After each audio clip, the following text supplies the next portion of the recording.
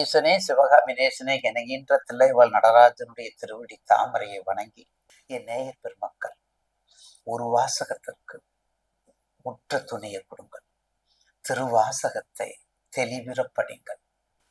திருவாசகத்திற்கு முருகாதார், ஒரு வாசகத்திற்கு முருகார் என்ற வாக்கிற்கு இணங்க ஊக்கமும் ஆக்கமும் கொடுத்து உயர்வை கொடுங்கள்.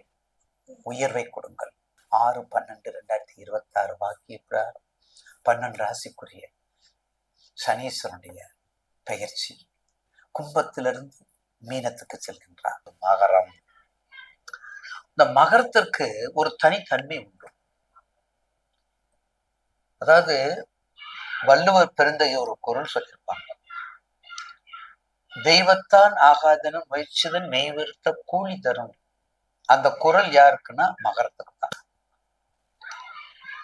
ஏன்னா அந்த குரலில் இருக்கக்கூடிய தன்மை, வெளிப்பாடு, உணர்வு, முயற்சி, செல்வம், அறியாமையை நீக்குதல், வெளி வாழ்க்கை, உயர்வான வாழ்க்கை எல்லாமே 30 to 32க்கு மேல.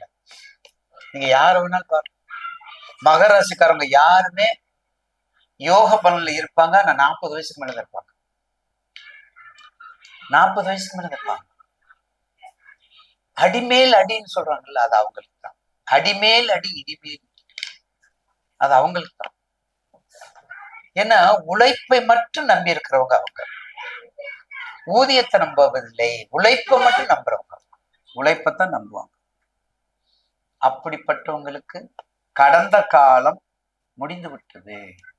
கடந்த காலம்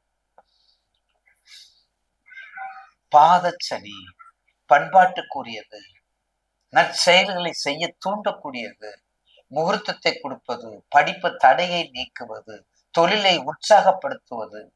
60 வயசுக்கு மேல இல்லையா, 80 வயசா நான் தொழில் செய்வேன் அப்படின்னு சொல்றது யார் தெரியுமா? மகரம் தான். இப்ப நிறைய பேர் இருக்காங்களே, 70 வயசு 80 வயசுல உச்சத்துல இருக்காங்க. பாருங்க, போன் பண்ணுங்க எனக்கு. நேயர்கள் தயவு செய்து போன் பண்ணுங்க. நீங்க யாரு சொல்றீங்கிறது ஐயா தெரியும். ஐயா கண்டுபிடிங்க பார்ப்போம்.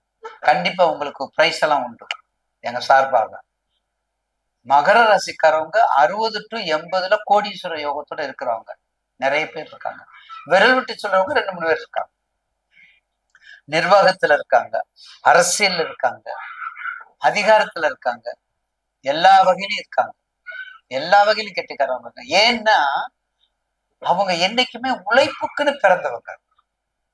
அதனாலதான் அவங்களுக்கு பேரே முதல்ல தொழிலாளி, அப்புறம் உழைப்பாளி, அப்புறம் தான் முதலாளி. மேசராசி, தனுசு எல்லாம் நம்ம சொல்ல முடியாது, அப்படி சொல்ல முடியாது. அப்ப உங்களுக்கு எல்லாமே பெட்ரோலா, கருப்பு சம்பந்தப்பட்டதா, நிலம் சம்பந்தப்பட்டதா, ஏற்றுமதியா, இறக்குமதியா, இம்போர்ட்டா, எக்ஸ்போர்ட்டா, தானியங்களா, தோட்டப்பயிரா, நல்ல விவசாயத்திலுள்ள நல்ல என்ன மரம், நம்ம இந்த போலீஸ் எல்லாம் பிடிக்கிறாங்கல்ல, கருங்காலியா, செம்மரக்கட்டையா, அந்த மரங்கள், சிறப்பு மிக்கம் உள்ள மரங்கள், வெண்தேக்கு, தேக்கு மரங்கள், எல்லா வகையிலும் சிறப்பு கொடுக்கக்கூடியது. எல்லா வகையிலும் சிறப்பு கொடுக்கக்கூடியது இந்த மகர ராசி. இதை விட நீ உங்களுக்கு என்ன வேணும் பார்த்தீங்கன்னா, அவ்வளவு சிறப்பாக இருக்கக்கூடிய நேரம் உங்களுக்கு வந்து விட்டது. மிக அற்புதமான நேரம் வந்து விட்டது. உங்க தசாபத்தை பார்த்துக்கோங்க. புதுசா தொழில் ஆரம்பிக்கலாம். என்ன, அந்த ரியல் எஸ்டேட் போகாதீங்க. யாராவது வீட்டுல இருந்தீங்கன்னா பண்ணிக்கலாம். உங்க சன்னு பேர்ல பண்ணுங்க, குழந்தைகள் பேர்ல. ஆனா குழந்தைகள பெரிய தோளுக்கு மேல தோழன், பேரம்பேத்தி பேர்ல பாருங்க. நல்ல படிப்பை கொடுங்க, தடையை நீக்குங்க, வெற்றிவாக சூடுங்க. நிச்சயமாக மகர ராசிக்கு கடந்த திருக்கணிதத்திலும் சரி, இந்த வாக்கியத்திலும் ஒரு உற்சாகத்தையும் உத்வேகத்தையும் பெருமையும் சிறப்பும் செழிப்பும் வாழ்க்கை வாழ்வதற்கே என்ற சூட்சமத்தை பரிணாமத்தை கொடுப்பது மகர ராசி.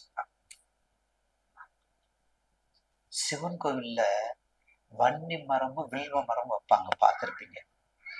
21 தலைமுறை 61 பந்தி, ஒரு 21 சுத்துவாங்க. நெய் தீபம் போடுங்க, 21 விளக்கு போட்டு 21 சுத்துனா, என்னப்பா என்கிட்ட வந்து இவ்வளவு சுத்தி இருக்கிறதுன்னு கேட்குமா வன்னி மரம். அது இதிகாசம் மட்டுமல்ல, புராணம் மட்டுமல்ல, வரலாறு மட்டுமல்ல, ஐதீகம் மட்டுமல்ல, அனைத்திலும் சாட்சி உண்டு. அனைத்திற்கும் சாட்சி உண்டு. அப்படி கேட்குமா? அதை மட்டும் பண்ணிட்டு வாங்க, வெற்றி வாகை சூடும். 55% மகரத்திற்கு, 55%